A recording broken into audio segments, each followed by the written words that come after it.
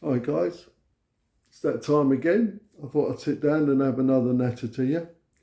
Um, just want to address something quite quickly. Um, I've made 3 or 4 videos now. I think this is the 5th short video I've made. And I've had quite a few comments about, Mark, I thought you had 2 dogs. Where are your 2 dogs when you're filming and you're sort of talking into your phone or the camera, as it were? And on every occasion, as they are today, the dogs are actually in the room with me. Um, yeah, it's just the way we live. My dogs are quite chilled. That they obviously have their moments, and they sometimes have a few zoomies when it gets cooler of an evening and the sun starts to go down and stuff like that. But generally speaking, they're very well behaved. I've shown videos before of the dogs where, I've had the window cleaner with his brushes and his hoses up at the window, and the dogs have been asleep or at least on their beds in the bay window directly underneath the hose, and we get no response from the dogs. It's just the way I train and condition my dogs. I don't particularly like to live in constant mayhem with my dog. So they're actually both in the room as I speak to you. And even though I'm talking, they're not responding to my voice. But let me get on to really what I come on and speak about, I wanted to speak to you about today. And that was quite often I'm asked, Mark, what when you're training, let's say, particularly a young puppy, what's one of the first things that you teach a young puppy? And of course, a lot of people are expecting the response. Well, it's recall, or it's a sit or a down or a give paw or whatever. In actual fact, it's none of those things.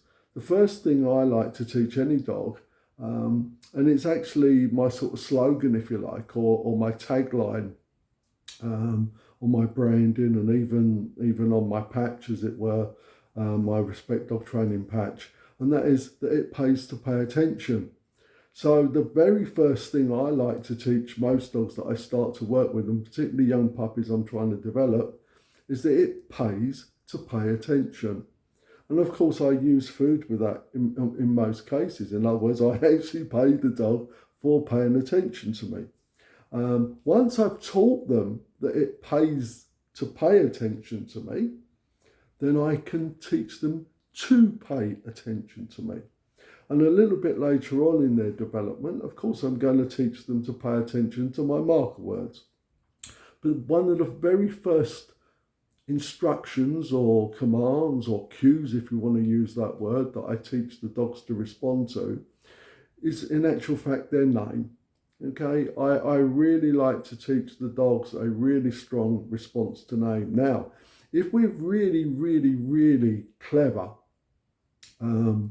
with our sort of teaching and our conditioning, and we're very skilled at using the 2 bits of basic science, and particularly one, which is that association between things, we can actually teach the dogs that they don't only respond to their name, they, in actual fact, that their response to their name is an automatic reflex. In other words, they don't think about it at all.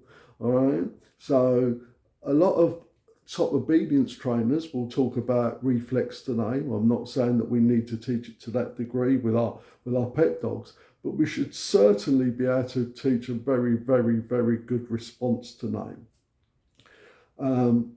Sadly, response to name and teaching your dog, that there's positive associations to their name, as well as being one of the most important instructions, cues, commands that you could ever teach them, is sadly one of the first things that we destroy it, we devalue it.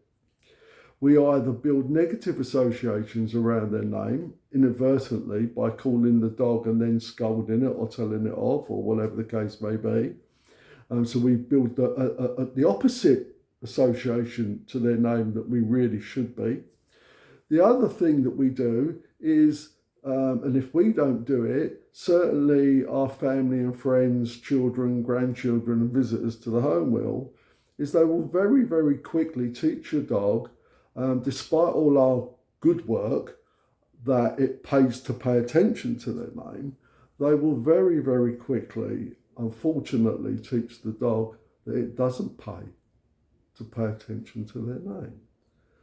A lot of people will use your dog's name to get its attention, not follow through, not follow through then with a clear instruction that would earn a reward at a later date. And they will literally, and children I find are the worst for this, and sometimes sadly grandchildren are the worst for this, where they will in effect devalue the name. And once that name is devalued, it's very, very difficult to actually build the value back into it again.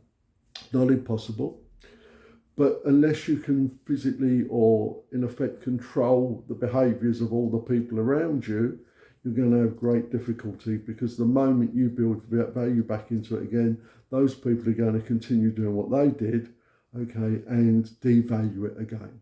Yeah. So a classic example is 5 or 6 grandchildren all running around the garden, calling your dog's name, your sister, your brother, your aunt, your uncle, your mum or your dad, or even you calling your dog's name, and then not actually paying it appropriately for responding to the name, just literally ignoring it, or ignoring the fact that it didn't respond to its name. And if it doesn't respond to its name, you might probably have to take 2 or 3 steps backwards. So response to name, very, very important. Don't devalue it. Don't, in effect, what we call poison it by making a negative association around the name, and really guard it, because pretty much anything else you do later on, hopefully, is going to be built on that.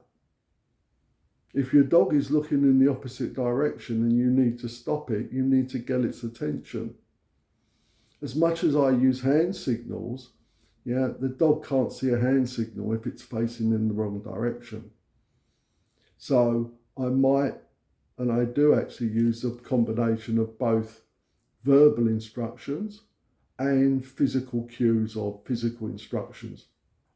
Now, in old-fashioned obedience work, and still in modern obedience work, you have to fade all your physical lures or physical gestures, instructions out, and rely purely on vocal instructions, vocal commands, if you like. I don't think that's necessary with our pet dogs. Quite often I will gesture, give my dogs the help of a physical gesture as well as the verbal instruction. But ideally what I want my dogs to be able to do is to actually act both on physical instructions with no verbal.